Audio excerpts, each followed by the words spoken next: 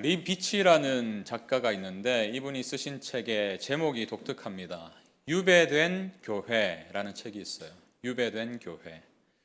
무슨 내용인가 하면 이 미국 교회의 상황을 쭉 분석하면서 예전에 미국 교회가 누려왔던, 또 미국이라는 나라 자체가 청교도들이 세운 나라 아니겠습니까?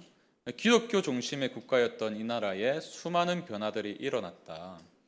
예전에는 목사님들이 대통령이 취임할 때도 그렇고 목사님들이 나와서 기도도 하시고 성경책에 손을 얹어서 선서도 하고 이런 문화가 분명히 있었는데, 이제는 공적인 자리에서 목사가 참여할 뿐만 아니라 다른 모든 종교의 지도자들도 초청하고 기도라는 것도 하지 않게 되었다. 그러면서 이분이 분석하기를 왜 이 책의 제목을 유배된 교회라고 지었냐면, 마치 이 시대에 살아가는 그리스도인들의 삶이, 또 교회가 이스라엘 백성들이 바벨론의 포로로 끌려갔었을 때와 비슷하다는 거예요. 유배된 상태라는 거예요. 이제는 메이저가 아니라 마이너라는 것입니다. 그러면서 이제 우리에게 이러한 시대를 인정하고 또 이러한 시대를 받아들임과 동시에 여전히 우리에게 소망이 있다라는 내용을 구약의 여러 상황들을 통해서 전하고 있는 책이에요. 이제 제가 이제 이 책을 쭉 살펴보면서 참 한국 교회가 많이 생각났습니다. 우리 한국 교회도 70년대, 80년대 부흥기를 거치면서 한때 1,000만 성도를 자랑했던 때가 있었어요. 그런데 요즘은 어떻습니까? 공적인 자리에서 신앙을 밝히기가 참 어려운 시대가 되었습니다. 이제는 1,000만 성도가 아니라 점점 쇠락하고 있는 통계를 우리가 마주하고 있어요. 청년들이 교회를 떠나고 있고, 또 다음 세대가 점점 줄어들고 있고, 이제는 신학교도 미달입니다. 많은 신학교들이 미달이에요. 총신의 유일한 희망이었는데 총신마저도 거의 1대1 수준입니다. 여러분, 우리가 살고 있는 시대를 여러분 분석하시고 주목하셔야 돼요. 이런 시대를 살아가면서 우리에게 질문이 생기죠. 이제 메이저가 아니라 마이너가 된 교회로서, 또 성도로서, 한 사람의 그리스도인으로서 어떻게 이 시대를 살아갈 수 있는가? 저는 그런 면에서 아까 제가 소개해드린 유배된 교회라는 책이 참 귀한 책이라고 생각합니다. 그 책의 내용을 보시면 유배된 때에 하나님께서 한 인물들을 택하셔서 그 백성들에게 소망을 전하시고, 또 그들의 삶을 통해서 그 시기를 어떻게 이겨내 나갔고 하나님 중심의 삶을 살았는가를 말하고 있기 때문이에요. 다니엘도 그랬고요, 에스더도 그랬고요, 또 초대교회 상황, 로마의 압제 속에서도 의연하게 믿음을 지켰던 초대교회 성도들도 그랬고요. 여러분, 우리는 이 세상을 어떻게 살아가야 됩니까? 그리고 특별히 저는 오늘 이 질문을 가지고 요셉의 인생을 주목하다 보니 요셉의 삶을 통해서도 우리가 똑같은 원리를 좀 발견할 수 있더라고요. 요셉의 상황을 보십시오. 요셉도 애굽이라는 거대 제국으로 노예의 신분으로 끌려갔습니다. 여행을 간 게 아니에요. 피라미드 좀 구경하러 갈까? 이래서 간 게 아닙니다. 형들에 의해서 노예로 팔려갔어요. 소수자였습니다. 하나님 신앙을 가진 사람은 어쩌면 요셉 한 사람밖에 없었을 거예요. 애굽은 어떤 사회였습니까? 태양신을 필두로 해서 수많은 신들을 섬기는 문화가 있는 나라였습니다. 바로가 곧 신이었어요. 그런 나라 속에서 한 사람의 성도로서, 한 사람의 하나님 신앙을 가진 사람으로서 요셉은 어떻게 살아갔을까요? 오늘 그 비밀을 오늘 본문 2절은 이렇게 말합니다. 여호와께서 요셉과 함께 하심으로 그가 형통한 자가 되었다. 여호와께서 요셉과 함께 하심으로. 여러분, 저는 이것이 단순한 진리이지만 이 시대를 살아가는 우리 모두에게 너무나 중요한 진리라고 확신합니다. 우리의 인생에도 하나님께서 함께 하시는 줄로 믿습니다. 이 시대의 교회에도, 우리 교회에도 뿐만 아니라 한국 교회에도 여전히 하나님이 함께 하시는 줄로 믿습니다. 그렇기 때문에 소망이 있는 거예요.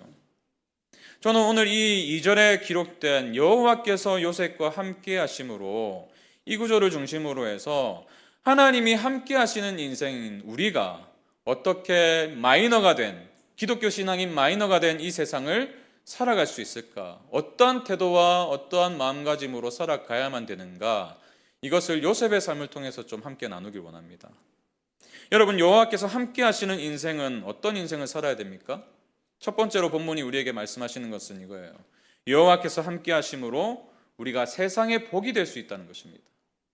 우리 옆에 분께 이렇게 인사합시다. 당신이 세상의 복입니다. 아멘이십니까? 여러분, 우리는 여호와께서, 하나님께서 나와 함께 하신다라는 말을 너무나 자주 씁니다. 참 자주 쓰는 말이에요. 자주 사용하는 표현이죠. 근데 이 말씀의 의미는 단순히 하나님이 내 곁에 계시다라는 의미를 넘어서는 의미가 있어요. 무슨 뜻일까요? 하나님이 우리와 함께 계시다는 것은요, 하나님께서 친히 우리의 삶에 적극적으로 개입하신다는 의미가 있어요. 그냥 옆에 서서 같이 걸어가시는 것도 너무나 중요한 의미지만 그냥 걸어가시는 게 아니고 적극적으로 우리의 삶에 개입하신다는 거예요. 이게 여호와께서 함께 하신다의 의미거든요. 지난주에 제가 말씀 나눈 것처럼 저와 여러분의 인생은 하나님의 꿈입니다. 그리고 우리의 인생을 통해서 또 다른 꿈을 가지세요. 하나님의 또 다른 꿈이 무엇입니까? 하나님의 꿈인 우리가 세상의 복이 되는 거예요. 그저 그러한 인생을 살아가는 게 아니라 세상의 복으로서 존재하는 것, 그것이 하나님의 꿈이라는 것입니다. 여러분, 이것이 아브라함에게 주신 약속의 핵심이잖아요. 창세기 12장 2절에서 이렇게 약속하셨죠. 내가 너로 큰 민족을 이루고 내게 복을 주어 내 이름을 창대하게 하리니 너는 복이 될지라. 여러분, 이 말씀이 아브라함에게 직접 하신 약속이었지만 아브라함에게만 해당되는 약속이 아닙니다. 이 시대를 살아가는 저와 여러분에게도 똑같은 약속을 주셨어요. 너는 복이 될지라. 그래서 주님도 이 땅을 떠나실 때에 한 가지 약속을 하셨죠. 내가 너희와 항상 함께 할 것이다. 그런데 그 앞에 내용이 뭐였죠? 제자 삼으라. 땅 끝까지 이르러 제자 삼으라잖아요. 제자 삼으라는 말의 핵심이 무엇입니까? 너희의 삶이 세상의 복이 되라는 말씀이잖아요. 하나님이 우리의 인생에 함께 하시기 때문에 우리는 세상에 복이 될 수 있는 줄 믿습니다. 여러분, 이것이 우리의 정체성이에요. 저와 여러분은요, 그저 시시한 인생을 살라고, 그저 하루하루 허덕이며 살라고 부름받은 존재가 아니에요. 하나님의 놀라운 약속을 담은 인생입니다. 세상의 복이에요. 여러분, 1절을 보세요. 1절만 보시면요, 요셉의 인생이 얼마나 암울합니까?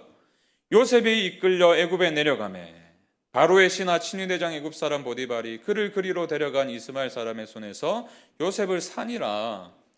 노예의 신분이 되었어요. 채색 옷 다 벗김당하고 종의 신분으로 허드렛 일을 하는, 너무나 암울하잖아요. 만약에 여러분이 요셉이라면 무슨 생각하실까요? 오늘날의 좀 이야기로 끌고 와보면 이런 경우인 거예요. 형제들에게, 형제가 많은 집안에 어떤 성도님이 계신데 형제들이 막 따돌립니다. 자기 자신을 따돌려요. 따돌릴 뿐만 아니라 의절하자고 합니다. 그러더니 아버지가 나에게 물려주시기로 한 유산도 형제들이 다 가로채가요. 강남에 아파트 물려주시기로 하셨는데 형님들이 다 뺏어간 거예요. 너무나 안타까운 상황 아닙니까? 그런 가운데서 먹고 살 걱정을 하고 하루하루 어떻게 살아갈까. 만약에 우리 성도님들 가운데 이러한 지경에 처한 분이 계시다면 제가 무슨 말씀으로 위로를 드려야 될까요? 하나님이 과연 함께 하시는가? 하나님 나를 사랑하시는가? 이런 질문이 계속 들지 않겠습니까? 근데 성경은요, 1절이 끝나자마자 어떤 말씀이 기록되어 있냐면, 잘 보십시오. 2절입니다. 그러나 여호와께서 요셉과 함께 하심으로. 정말 암울한 상황이지만, 소망이 없어 보이는 상황이지만, 애굽이란 곳이 아까도 말씀드렸다시피 하나님 없는 것처럼 보이는 세상이잖아요. 그러나 여호와께서 요셉과 함께 하심으로. 우리말에는 번역되지 않았지만 원어에 보면 그러나라는 접속사가 있거든요. 우리 인생에도 이 말씀이 얼마나 중요한지 몰라요. 우리가 인생을 살아가다 보면 얼마나 많은 순간 요셉과 같은 경우를 마주합니까? 소망이 없어 보이고 눈물만 나오고 아무도 곁에 있는 것 같지 않고 하나님이 없어진 것처럼 느껴지고. 근데 여러분 기억하세요. 2절을 기억하십시오. 그러나 여호와께서 요셉과 함께 하심으로. 그러나 여호와께서 박 목사와 함께 하심으로. 그러나 여호와께서 김 집사님과 함께 하심으로. 이것이 진리예요. 이것이 우리의 현실입니다. 눈앞에 마주한 상황이 분명히 있지만 이것보다 더 확실하고 분명한 현실이 뭐라고요? 그러나 여호와께서 함께 하심으로예요. 여러분, 신앙생활은 뭐 거창한 게 아닙니다. 이 진리를 믿는 거예요. 이 단순한 진리를 믿고 살아가는 거예요. 믿음이 흔들릴 때도 있죠. 의심될 때도 있죠. 그런데요, 하나님은 한순간도 우리의 삶을 떠나신 적이 없으세요. 애국과 같은 환경으로 내려갈지라도, 아무런 소망이 없어 보이는 환경 속으로 내려간다 할지라도, 그러나 여호와께서 함께 하심으로예요. 이 진리를 믿으시기 바랍니다. 그런데요, 이것보다 더 중요한 사실은 이 진리를 기초로 요셉의 인생이 어떻게 변화되고 있는가, 성경은 우리에게 분명히 말씀하십니다. 요셉의 인생을 보십시오. 얼마나 자기중심적이었어요? 얼마나 자기 잘난 맛에 살아왔던 인생이었습니까? 그런데 이러한 숱한 고난 속에서 자신과 함께 하시는 하나님을 주목하기 시작했던 것 같아요. 그리고 그것을 인식하고 기억하고 애굽 땅, 그 외로운 땅에서 하나님을 찾으며 살았던 것 같습니다. 여호와께서 요셉과 함께 하셨지만 사실 요셉도 하나님과 동행하는 인생을 살았던 것 같아요. 그 결과 어떤 일이 일어났는지 보십시오. 3절입니다. 그의 주인이 여호와께서 그와 함께 하심을 보며 또 여호와께서 그의 범사에 형통하게 하심을 보았더라. 우리가 주목해야 될 게 이 3절입니다. 하나님이 우리와 함께 하십니다. 아멘이시죠? 근데 우리와 함께 하신다는 그 사실을 우리가 인식하고 또 신뢰하고 우리의 일상을 살아갈 때 어떤 일이 생기냐면요, 믿지 않는 사람들이 우리의 삶을 통해서 하나님을 보게 돼요. 하나님의 함께 하심을 보게 돼요. 보디발은요, 애굽의 친위대장이었어요. 바로의 신하였습니다. 애굽 사람이에요. 하나님에 대해서 전혀 모르는 인생이에요. 하나님의 하자도 모르는 인생이 어떻게 했다고요? 그의 주인이 여호와께서 그와 함께 하심을 보며 또 여호와께서 그의 범사에 형통하게 하심을 보았더라.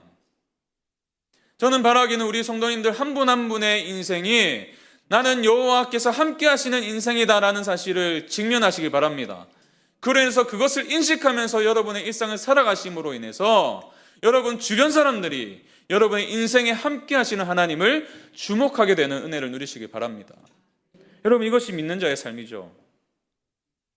저도 참 이 복을 누렸던 경험이 있습니다. 제가 종종 이제 호주 얘기를 하는데요, 못 들으신 분들을 위해서 저는 호주에서 9년 정도 살았던 삶이라서 이렇게 말하는 게 아니고 한 9개월 정도 살았습니다. 워킹홀리데이를 청년 때 가서 살았는데 그때 참 많은 경험들을 하나님께서 하게 하셨고 그때 저의 믿음이 정말 많이 성장했던 것 같아요. 그 중에서 하나의 에피소드를 좀 말씀드리자면, 제가 이제 가게 되면서 감사하게도 바로 일을 시작하게 되었는데 청소 일을 했어요. 근데 청소라 일이라는 것이 퇴근 후에 해야 되는 것이기 때문에 늘 저녁 아니면 새벽이거든요. 그러니까 예배를 드리기가 좀 어려운 거죠. 이제 그래서 제가 그 일을 그만두고 다른 일을 구하기로 했습니다. 기도하면서 하나님께서 나를 이 땅에 보내신 이유와 목적을 구하면서 기도했어요. 그러다가 발견한 곳이, 이제 호주에는 우박이 종종 내리거든요. 그럼 차량들이 길에 서 있다고 우박을 맞으면 찌그러져요. 그 찌그러진 것을 펴는 일이 있는데 거기에서 이제 일을 시작하게 되었어요. 하루 10시간씩 일을 했는데, 근데 가보니까요, 너무나 다양한 분들이 함께 일을 하고 계셨습니다. 사장님은 어떤 분이시냐면 천도교에 심취한 분이에요. 이 개벽이란 책을 늘 쉴 때마다 읽으시더라고요.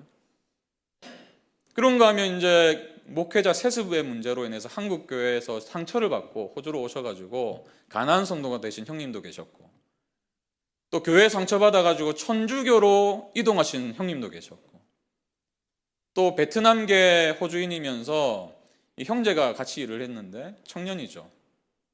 이 불교의 배경을 가지고 있더라고요. 그런가 하면 이제 무신론자인 영국인도 있었고 회의주의에 빠진 호주인도 있었습니다. 정말 다양한 종교적인 배경의 사람들이 함께 일을 했어요. 그 상황을 보면서 제가 이렇게 속으로 기도가 되더라고요. 하나님께서 이곳에 나를 보내신 이유가 무엇입니까? 저는 2가지를 확신했는데, 제가 기도하면서 구하게 된 직장이었기 때문에 하나님이 나를 이곳에 보내신 분명한 목적이 있을 것이다 라는 확신이 있었고요. 또 한 가지 확신은 이곳에서도 하나님이 나와 함께 하신다는 확신이 있었어요. 그래가지고 제가 그분들과 친해지고 어떻게든 하나님을 좀 전하고 싶어가지고 얼마나 애를 썼나 몰라요.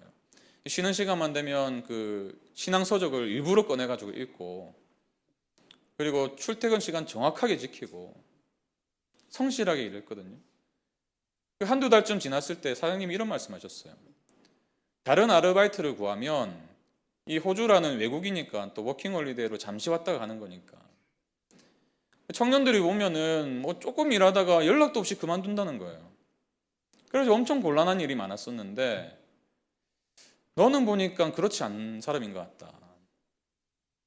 저에게는 엄청난 칭찬으로 들리더라고요. 제가 한날은 교회에서 수련회를 가서 평일에 이제 휴가를 내야 되는 상황이 있었는데 아르바이트생이 무슨 휴가입니까? 제가 조심스럽게 부탁을 드렸죠. 가도 되냐고. 사장님이요 저를 좋게 보셨는지 다녀오라고. 아 당연히 가야지 교회 다니는데. 그러면서요 여러분 사장님께 $100 받아보신 분 계세요? 선물로 $100를 용돈으로 쓰라고 주시더라고요. 2박 3일 동안 잘 다녀왔죠. 그리고 이제 교회 상처받고 떠난 가나안 성도가 된 형님 중에 한 분이 제가 쉴 때마다 신앙서적을 읽으니까 한날은 저에게 와서 물어보는 거예요. 무슨 책을 읽고 있냐고. 이런 내용이다. 하나님 사랑에 관한 것이다. 책의 내용을 제가 좀 설명을 드렸죠. 그러니까 이런 말씀하시는 거예요. 재진아, 네가 읽는 거 보니까 나도 궁금해지는구나. 지금 제가 무슨 잘났다고 이런 말씀 드리는 게 아니에요.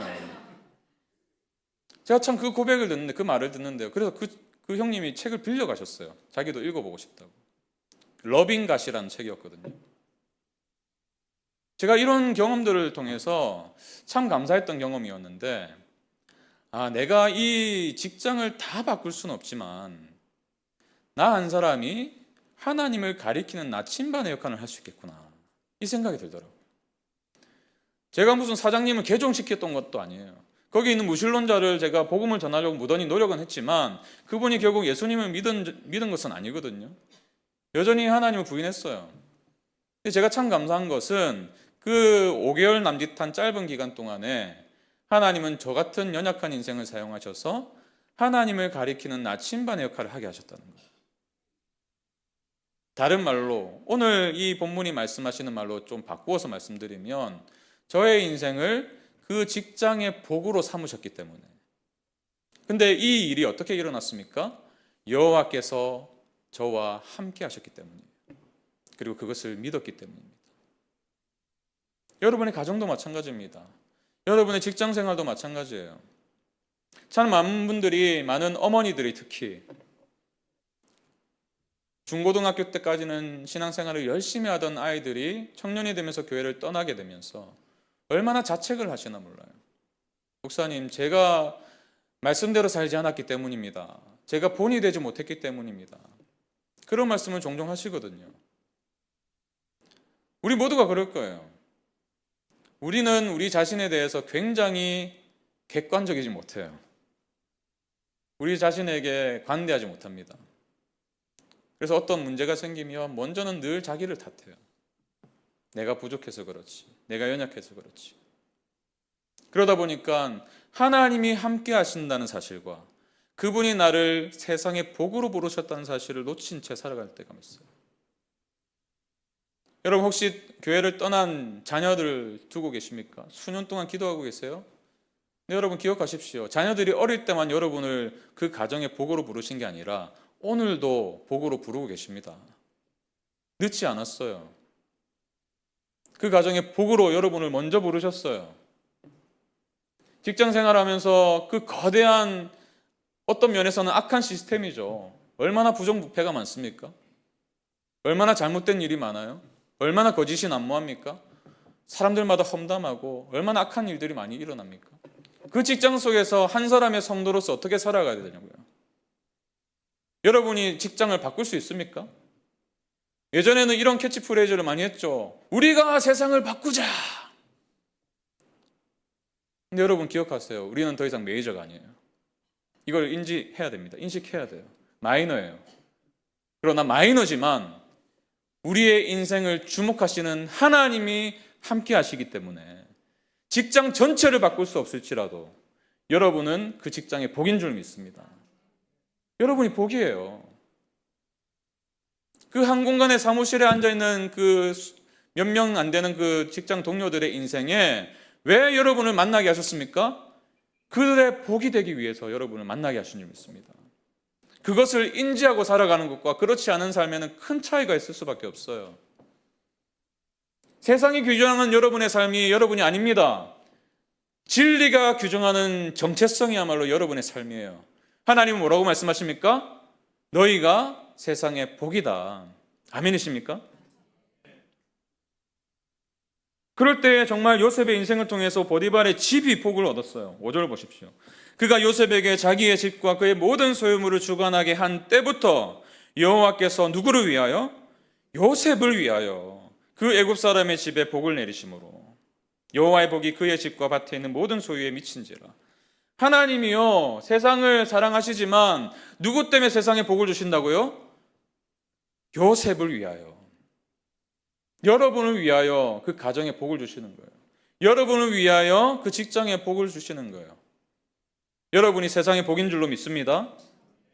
비록 유배된 교회처럼 메이저가 아닌 마이너가 된 시대를 우리가 살지만 그럼에도 불구하고 하나님은 우리를 떠나지 않으십니다. 한국교회를 여전히 사랑하세요. 우리 한 사람 한 사람을 사랑하십니다. 함께 하세요. 함께 하실 뿐만 아니라 꿈을 가지고 계세요. 우리의 삶이 세상의 복이 되는 꿈. 여러분 이 진리를 여러분 가슴에 새기세요. 그리고 이 시편 기자가 고백하듯이 시편 1편에 뭐라고 말합니까? 복 있는 사람은 누구예요? 여호와의 말씀을 주야로 묵상하는 자다. 이게 무슨 뜻일까요? 하나님이 나와 함께 하심을 인식하며 살아가는 거예요. 그 말씀 속에서 진리 속에서 여전히 나와 함께 하신 하나님, 그러한 삶이 누구라고요? 3절 같이 읽습니다. 시편 1편 3절. 그는 시냇가에 심은 나무가 철을 따라 열매를 맺으며 그 잎사귀가 마르지 아니함 같으니 그가 하는 모든 일이 다 형통하리로다. 아멘이십니까? 저는 참 감사했던 게 이번 주 설교를 준비하면서 몇몇 분의 얼굴이 떠올랐어요. 어떤 분들이냐면요, 가정에서 또 직장에서 여러 가지 참 어려운 지경에 처한 그 상황이 분명히 있지만 그분들이 그 가정에 그 직장에 여전히 복으로 살고 계시더라고요. 한결같이 이런 고백을 하세요. 그래도 하나님이 나와 함께 하시는 줄 믿습니다. 육체적으로 어려움을 당했지만 그래도 주님이 저에게 평안을 주십니다. 얼마나 많은 성도들이 이 고백을 하시나 몰라요. 참 감사해요. 우리 옆에 분께 한번 이렇게 인사합시다. 당신이 세상의 복입니다. 이것이 마치 마이너가 된 것 같은 이 시대를 살아가는 우리 성도들의 마땅한 삶인 줄 믿습니다. 그런가 하면 하나님이 함께 하시기 때문에 우리는 어떤 삶을 살아갈 수 있습니까? 두 번째로 말씀하시는 원리는 이거예요. 우리는 거룩한 삶을 살 수 있다는 거예요.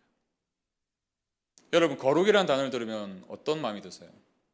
와, 거룩하게 살아야겠다. 막 이런 결의가 막 저 밑바닥에서 끌어올르십니까? 여러분 표정 보니까 안 그런 것 같아요. 거룩 부담되죠? 왜 부담될까요? 지난주가 내 삶을 보니까 전혀 거룩이라는 단어 어울리지 않는 거죠.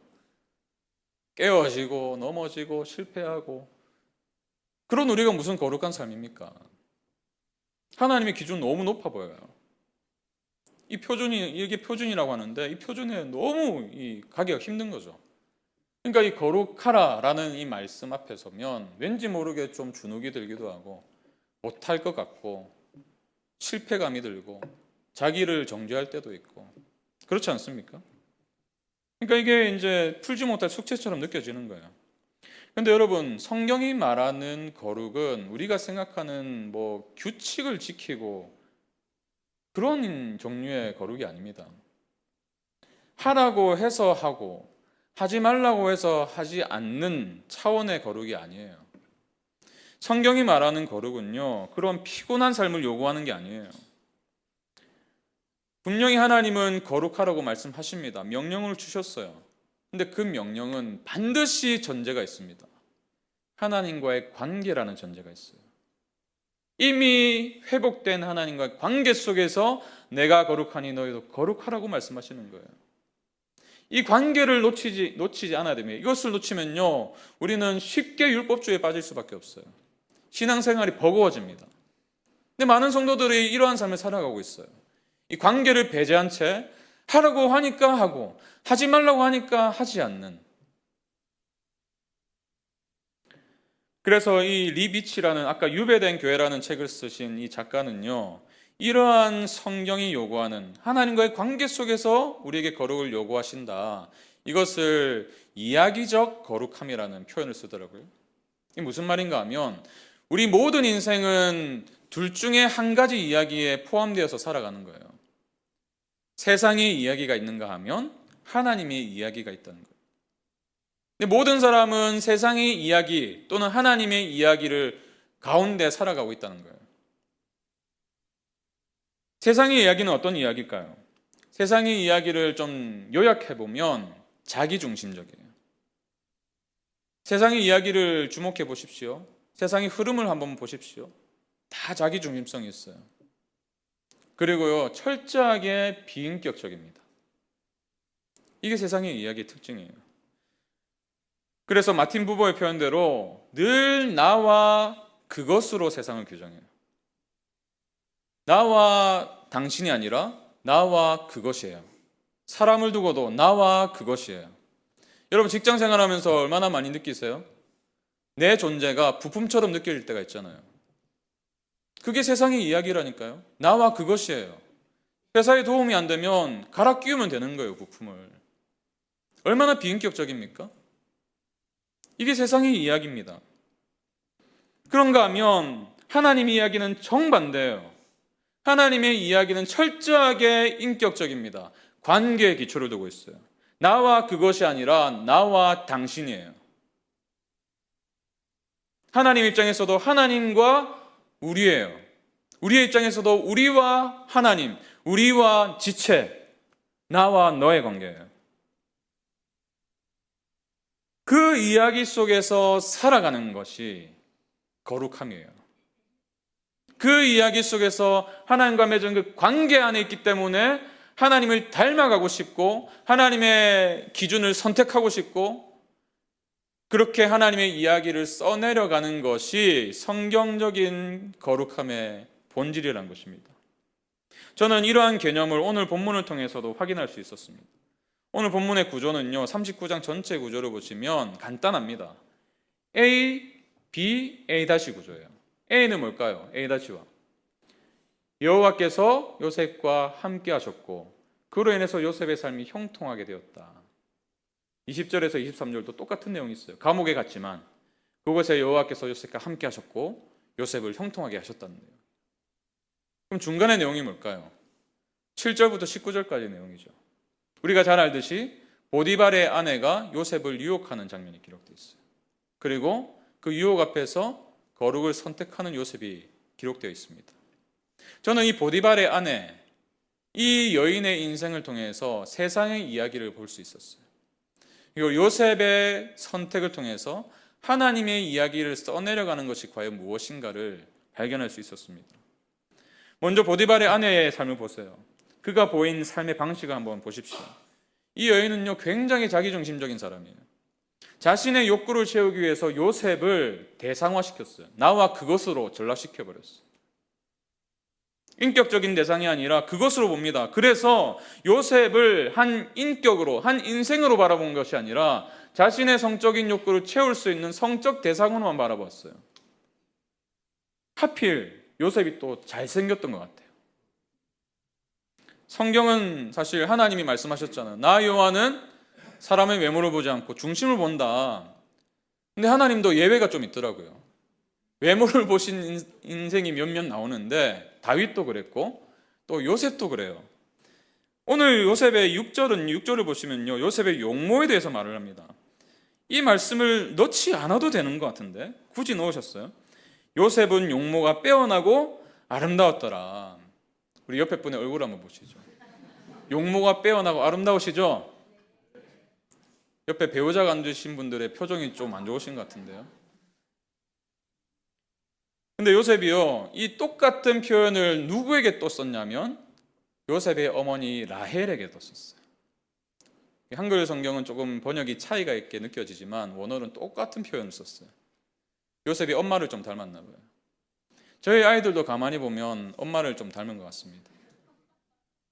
이게 욕일지 칭찬일지는 여러분의 선택에 맡기겠습니다. 근데 아무리 요셉이 잘생기고 뭐 준수한 외모를 가지고 있었다 할지라도 넘지 말아야 될 선이 있는 거잖아요. 근데 이 여인은 그렇지 않았더라고요. 7절을 보세요. 그 후에 그의 주인의 아내가 요셉에게 눈짓하다가 동침하기를 청하니, 이 동침하기를 청하다는 말은요 딱 두 단어로 구성된 원어예요. 나와 자자. 나와 자자. 이 여인의 요구를 한번 보세요. 어디에도 요셉의 이름이 기록되어 있지 않습니다. 철저히 그것으로 본 거예요. 나와 자자. 비인격적이죠. 근데 요셉이 거절하잖아요. 근데 이 여인이 굉장히 집요했던 것 같아요. 포기할 줄 모릅니다. 10절을 보세요. 여인이 날마다 요셉에게 청하였으나 나와 자자. 내일도 요셉 얼굴만 보면 나와 자자. 날마다 청하였으나. 여러분, 요셉을 인격적으로 대했다면, 한 번이라도 인격적으로 대했다면 과연 날마다 이것을 요구할 수 있었을까요? 요셉이 거절했잖아요. 그럴 수 없다고 했잖아요. 거의 스토커입니다. 스토커의 특징이 뭐예요? 그 사람의 의사는 상관없어요. 나만 좋으면 돼요. 근데 이것이 세상의 이야기의 본질이에요. 예전에 예능 프로에서 이런 외침이 종종 들렸죠. 나만 아니면 돼. 저는 그 말을 들으면서 참 이 내용과 오버랩이 되는데요. 이게 세상의 이야기예요. 나만 아니면 되고, 나만 잘 되면 되고, 나만 잘 되기 위해서 다른 사람을 대상화시키고 그것으로 보고. 저는 이 여인이 자신의 뜻대로 되지 않자 보인 반응이 있었는데 이 반응을 통해서도 다시 확인할 수 있는 거예요.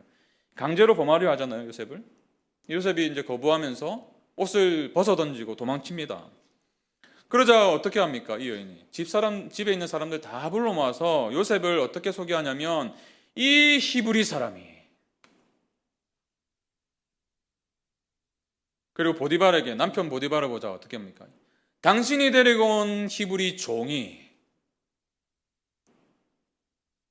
이 여인에게 요셉은요 그저 히브리 사람이었고, 히브리 사람인데 내가 돈을 주고 산 종에 불과했던 거예요. 도구예요. 대상이에요. 그리고 자신의 욕구를 채우기 위해서 남편과의 관계는 안중에도 없습니다. 철저히 자기중심적이고 비인격적이에요. 근데 이것이 우리가 사는 세상의 이야기라는 것입니다. 많은 사람들이 이 이야기 속에 머물고 있습니다. 이 이야기를 선망하고 있어요. 그래서 이 이야기를 따라가고 있습니다.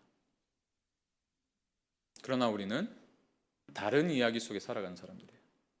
하나님의 이야기 속에 살아가는 사람입니다. 여러분, 사실 요셉의 입장에서 보십시오. 이 유혹이 얼마나 강력한 거였을까요?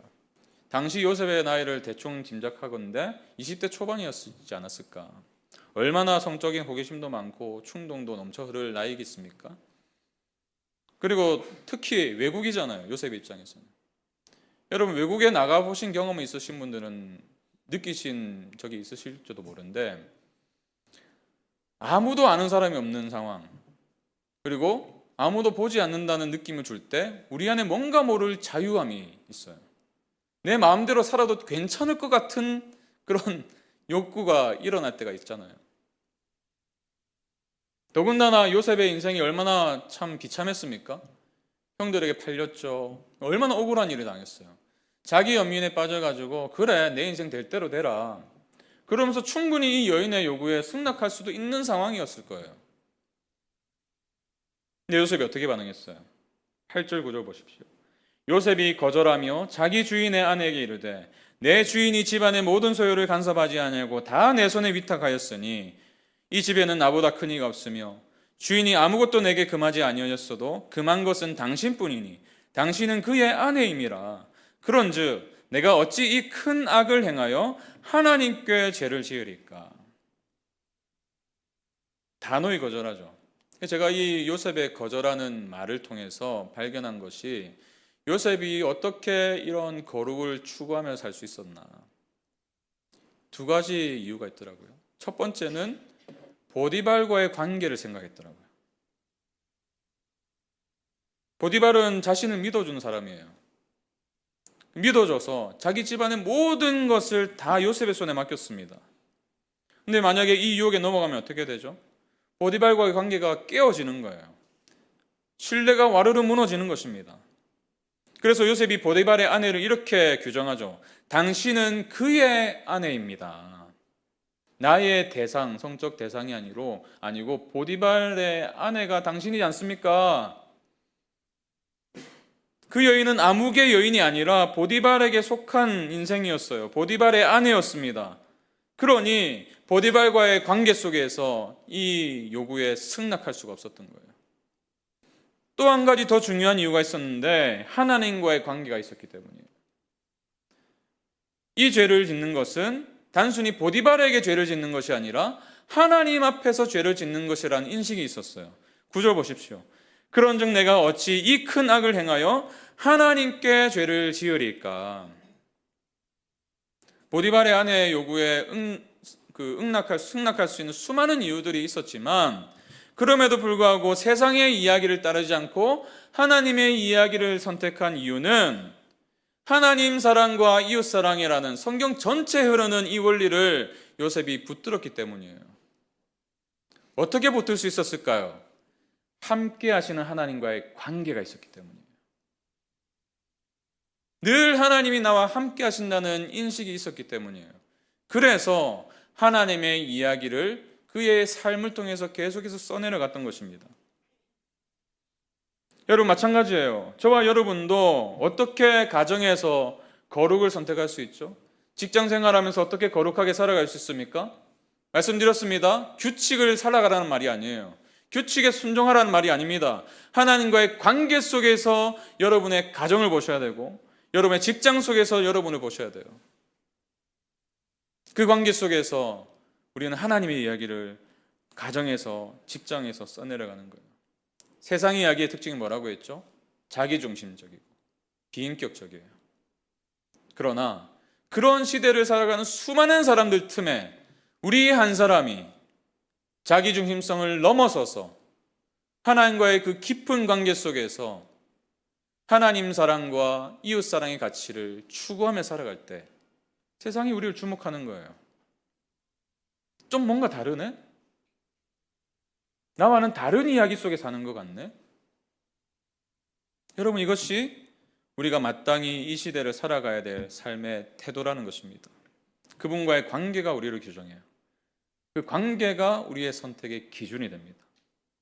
다시 한번 말씀드립니다. 거룩한 삶은 단순히 하나님이 명령하신 것을 이런저런 규칙을 지켜나가는 삶이 아니라 기계적으로 순종하는 삶이 아니라 사랑 안에서 자발적으로 따르는 거예요. 그분이 먼저 보이신 그 사랑의 관계 속에서 자발적으로 그분의 것을 선택하는 것입니다. 저는 이러한 진정한 자유가 또 자발적인 순종과 거룩을 추구함으로 인해서 하나님의 이야기를 써내려가는 사건들이 우리 모든 성도들의 인생에 펼쳐지길 간절히 축원합니다. 여러분이 누구라고요? 여러분 가정의 복이에요. 여러분 직장의 복입니다. 우린 누구라고요? 세상의 복이에요. 세상의 복이기 때문에 하나님께서 우리를 그렇게 부르셨기 때문에 우리는 하나님의 이야기를 부족하지만 우리의 삶을 통해서 써내려갈 수 있습니다. 여러분 이것을 확신하십시오. 여러분의 인생은 그저 그런 인생이 아니에요. 하나님의 이야기를 수천 년 동안 써내려오신 하나님의 이야기를 계속해서 이어가는 겁니다. 얼마나 설레입니까? 얼마나 영광스러운 길이에요. 저라고 뭐 힘들지 않겠습니까? 이 목회의 길이 생각보다 힘드네요. 만만치가 않아요. 마음이 지칠 때도 있어요, 저도. 근데 그럴 때마다 회복하게 하시는 은혜들이 있어서 여기까지 온 겁니다. 그 은혜가 뭐였을까요? 하나님이 나와 함께 하신다. 그리고 그 하나님이 기뻐하시는 그 일에, 그 이야기를 내 인생을 통해 써내려가길 원하신다. 그 생각이 들면서 마음이 회복될 때가 참 많았거든요. 여러분 가정에 어떤 이야기가 흐르고 있어요? 세상의 이야기입니까? 하나님의 이야기입니까? 여러분의 직장 생활 속에서는 어떤 이야기를 따라가십니까? 세상의 이야기인가요? 하나님의 이야기인가요? 제가 종종 순장님들을 통해서 건네듣는 이야기가 있는데, 초청 다락방이나 누군가를 이제 초대하는 거예요. 그럼 그분들의 반응이 이렇대요. 아, 여기는 좀 다르네요. 무슨 말인가 하면 그분들이 세상에서 경험했던 어떤 모임은 늘 자기 자랑이었다는 거예요. 내가 무슨 백을 샀느니, 차가 뭐니, 그래서 피곤하다는 거예요. 나도 자랑해야 되니까 안 사도 내 가방 사고 있고, 모든 모임이 그랬다는 겁니다. 근데 여기 와보니까 그런 얘기는 하나도 하지 않고 하나님의 사랑이 어떠니, 그 사랑을 내가 일어설 힘이 되었다느니, 그런 얘기만 하고 있으니까 뭔가 다르다는 거예요. 저는 2학기에 개강될 다락방에서 이런 이야기들이 가득하게 바랍니다.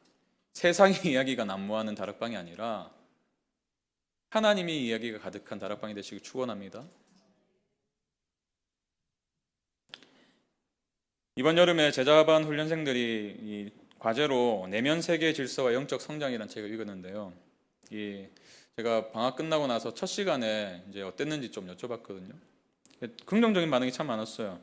책의 내용이 너무 좋아가지고 몇 번이나 읽었다, 이런 분도 계시고.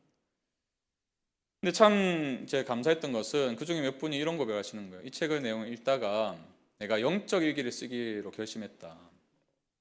하루를 마무리할 즈음에 하루 동안 나와 함께 하셨던 하나님, 그리고 내가 그 하나님과 함께 했던 그 삶의 이야기를 써내려가기 시작했다는 거예요. 참 감사했거든요. 여러분, 이러한 실천들이 우리에게 필요해요. 저는 우리 성도님들이 하루의 시작을 큐티를 통해서 하나님과 함께하는 것을 인정하고 인식하고 시작하셨으면 좋겠고, 하루를 마무리할 때는 하나님과 함께했던 그 하루가 감사로 표현되길 바랍니다. 한번 정리해 보세요, 여러분도. 길지 않아도 돼요. 3문장이라도 됩니다. 이러한 과정 속에서 우리는 내일도 나와 함께 하시는 하나님, 앞으로도 영원히 나와 함께 하시는 하나님을 인식할 수 있고, 또 그분이 기뻐하시는, 그분이 부르신 세상의 복이라는 정체성을 확인할 수 있고, 그 정체성을 가지고 이 세상을 하나님의 이야기를 써내려가는 그 영광스러운 과정으로 여길 수 있게 될 줄 믿습니다. 그래서 베드로 사도의 이 권면처럼 우리 모든 성도들의 삶이 이 복을 누렸으면 좋겠는데요. 우리 한번 같이 읽었으면 좋겠습니다. 베드로전서 2장 12절 시작. 너희가 이방인 중에서 행실을 선하게 가져 너희를 악행한다고 비방하는 자들로 하여금 너희 선한 일을 보고 오시는 날에 하나님께 영광을 돌리게 하려 함이라. 아멘. 맞습니다. 오늘날 한국교회는 메이저가 아니에요. 마이너입니다. 여러분의 삶도 직장 속에서 메이저가 아닐 거예요. 여러분의 기독교 신앙은 마이너일 겁니다. 가정에서도 마찬가지일 수도 있어요. 그러나 기억하십시오. 여러분이 하나님과 함께 하시는 인생을 무던히 살아갈 때 특별한 일을 하지 않아도 돼요. 거창한 일을 하라는 말도 아니에요. 일상 속에서 하나님을 누리세요. 그분과 함께 걸어가세요. 그래서 그분의 길을 써내려가세요. 그러한 삶을 살아갈 때에 그분이 다시 오시는 그날에 그들의 입술을 통해서 하나님께 영광 돌리게 될 줄로 믿습니다. 그 꿈을 가지고 자신을 바라보시고, 그 기대를 가지고 지체들을 격려하시고, 그리고 이 비록 쇠퇴하는 한국교회처럼 보이지만 여전히 우리 기쁨이 되는 교회가 소망이 될 수 있다. 하나님 함께 하시기 때문에 이 믿음을 가지고 이 시대를 살아가시는 저와 여러분의 삶이 되시길 바랍니다. 우리 말씀 기억하면서 이 꿈을 가지고 한번 이 노래를 했으면 좋겠어요. 세상 모든 민족이 구원을 얻기까지 쉬지 않으시는 하나님. 저도 청년 때 이 고백을 참 많이 했고요. 그래서 청년 시절에 제가 주를 위해 살겠습니다, 선교사가 되길 원합니다, 이런 소원도 했던 것 같아요. 그러다 보니까 이 찬양을 부를 때마다 참 비장해지는 것 같습니다.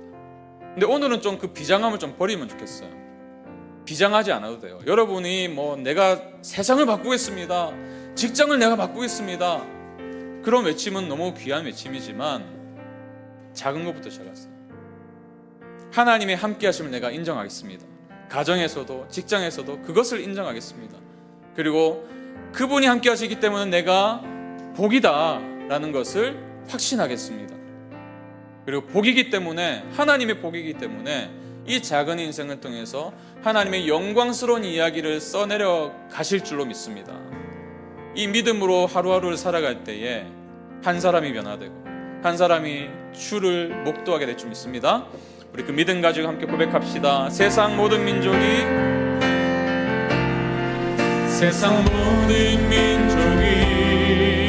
구원을 얻기까지 쉬지 않으시는 하나님, 주의 심장 가지고 우리 이제 일어나 주 따르게 하소서. 세상 모든 육체가 주의 영광으로 함께 하시는 하나님, 그 하나님을 보게 될 줄로 믿습니다. 주의 손과 발 되어 세상의 이야기가 아니라 하나님의 이야기를 써내려가는 인생, 주님의 영광을 바라보며 물이 바다 덮음같이 여호와의 영광을 인정하는 것이 우리의 가정이, 우리의 직장이, 우리 모든 관계 속에서 물이 바다 덮음같이, 물이 바다 덮음같이, 물이 바다 덮음같이, 물이 바다 덮음같이, 세상 모든 육체가 주의 영광 보도록, 세상 모든 육체가 주의 영광 보도록 우리를 세상의 복이라 부르십니다. 너는 복이 될지라. 주의 손과 발 되어 세상을 치유하며 주 섬기게, 이 소망을 가지고 함께 고백합시다. 물이 바다 덮음같이 여호와의 영광을 인정하는 것이,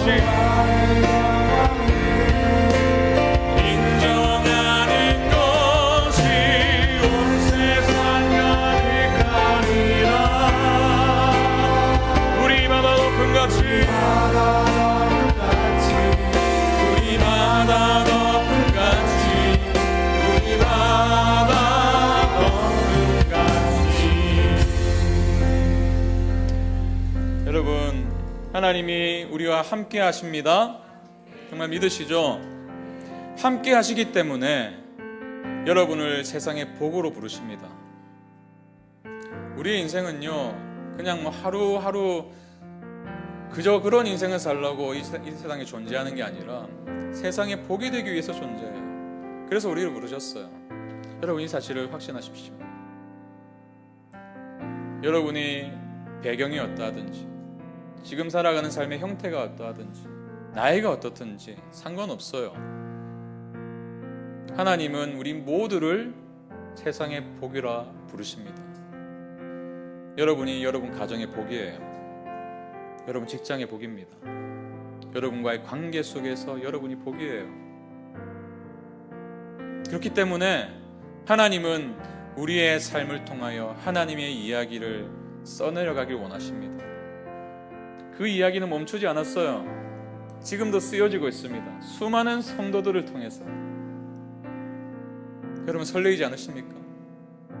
나의 삶이 하나님의 이야기의 한 줄거리를 담당한다니, 얼마나 영광스러운 일입니까? 그 영광을 바라보십시오. 세상이 규정할 때는 히브리 사람이다, 히브리 종이다, 아무것도 아닌 것처럼 취급하지만 하나님은 그렇지 않아요. 때로는 그 이야기와 목소리들이 나의 것이 되기도 하죠. 아유, 나는 안 될 거야, 나는 못해. 아니에요. 하나님이 함께 하십니다. 그분이 함께 하시면 세상의 복으로 살아갈 수 있어요. 거룩한 삶을 살아갈 수 있습니다. 우리 이 믿음 가지고 이렇게 기도합시다. 하나님이 함께 하신다는 이 사실이 우리의 머리에만 머문 진리가 되지 않길 원합니다. 내일 시작되는 우리의 일상, 매일매일 마주하는 우리의 직장생활, 가정생활 속에서 현실이 되길 원합니다.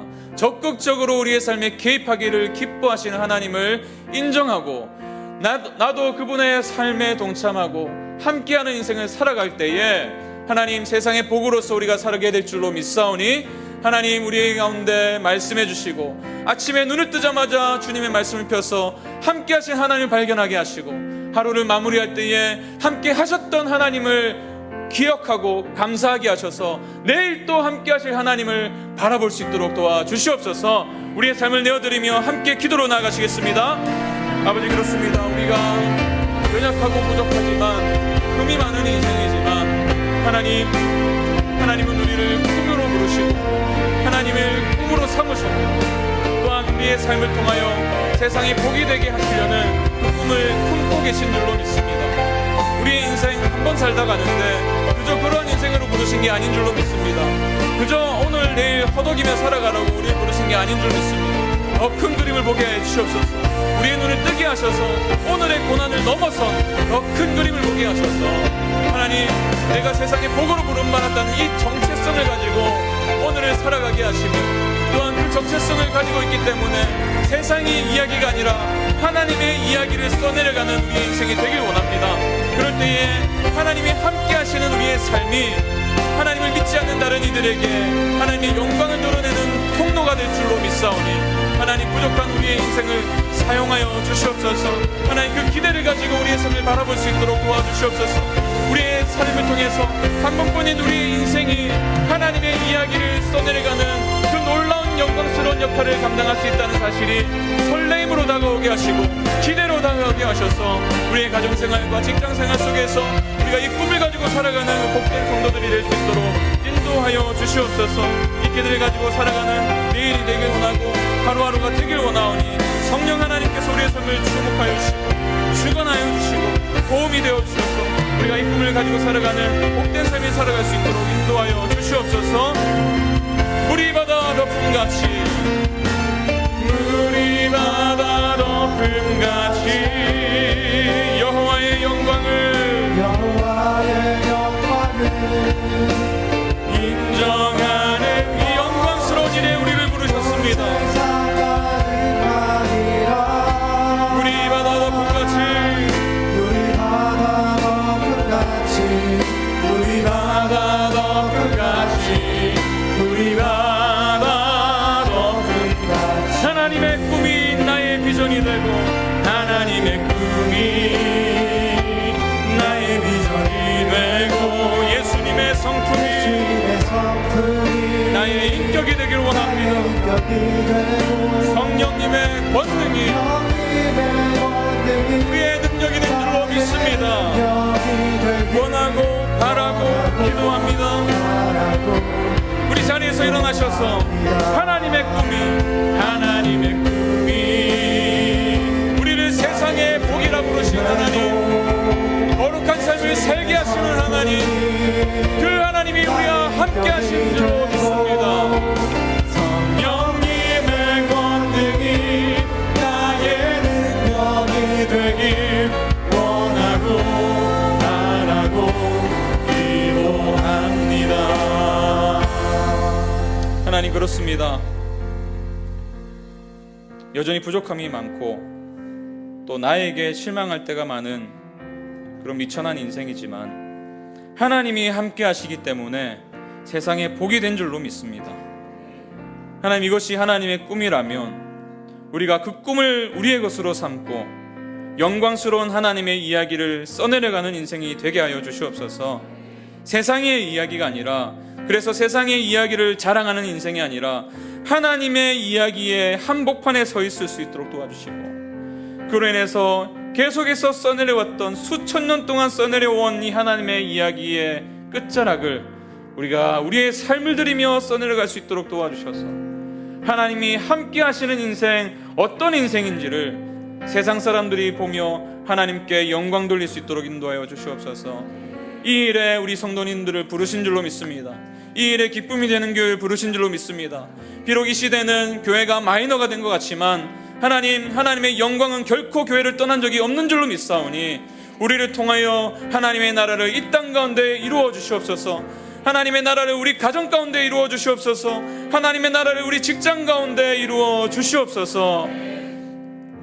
이제는 예수 그리스도의 은혜와 하나님의 사랑과 성령 하나님의 동행하심이, 하나님의 함께하심을 확신하고 가정과 직장과 수많은 관계 속에서 복으로 존재하며 거룩한 삶을 살기로 결정하는 기쁨이 되는 교회 모든 성도들에게 지금부터 영원까지 함께 하시기를 간절히 축원하옵나이다. 아멘.